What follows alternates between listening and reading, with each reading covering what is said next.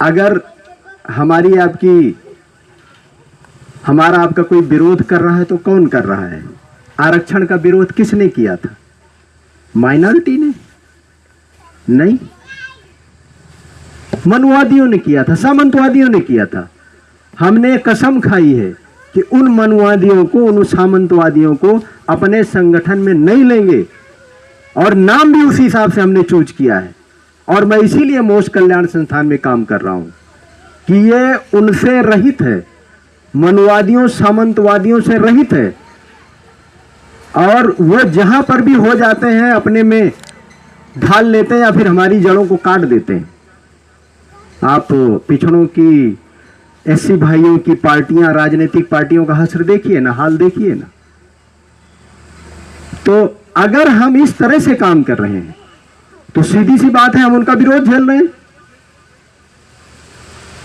लेकिन ये विरोध डायरेक्ट हमसे नहीं हो रहा है, वो लोग डायरेक्ट हमारा विरोध नहीं कर रहे हैं, वो विरोध के लिए हमारे अपने ही लोगों को आगे कर रहे हैं।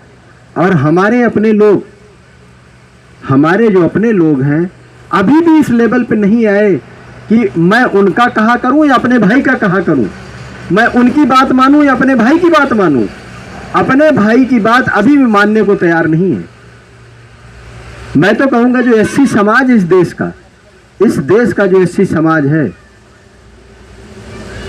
85% में जो एससी समाज है, सही का वो पंडित है। पंडित का मतलब जो ज्ञानी है, ज्ञानी का मतलब इस देश का असली इतिहास और नकली इतिहास दोनों इस देश के एससी लोगों को पता है। लेकिन जो बीच का है, ओबीसी प्लस वैश्य प्लस क्षत्रिय, इन तीनों को इस देश का सिर्फ नकली इतिहास पता है, और बाकी ब्राह्मणों को इस देश का असली इतिहास और नकली इतिहास दोनों पता है। हम जो बीच वाले लोग हैं नकली इतिहास पे जी रहे हैं। हमें भी नहीं पता था, क्योंकि विद्यालयों में पढ़ाई नहीं जाती और फिर फौज में भी नहीं पढ़ाई जाती। जब वहां से मैं आया, और आने से पहले मैं मोस्ट से जुड़ा हुआ था, ग्रुपों से, व्हाट्सएप ग्रुप से, तो मुझे जानकारी हुई। और अभी भी मैं समझिए कि केजी का या LKG UKG का ही विद्यार्थी हूँ कैडर के हिसाब से। बाकी और भी मुझे भी वो चीजें नहीं पता है। तो हमारा अपना, आप सबका, खास करके पिछड़ी जातियों का यह कर्तव्य है कि मनुवाद को सिर्फ हम कहें ना, उसको छोड़ने के लिए हम करें।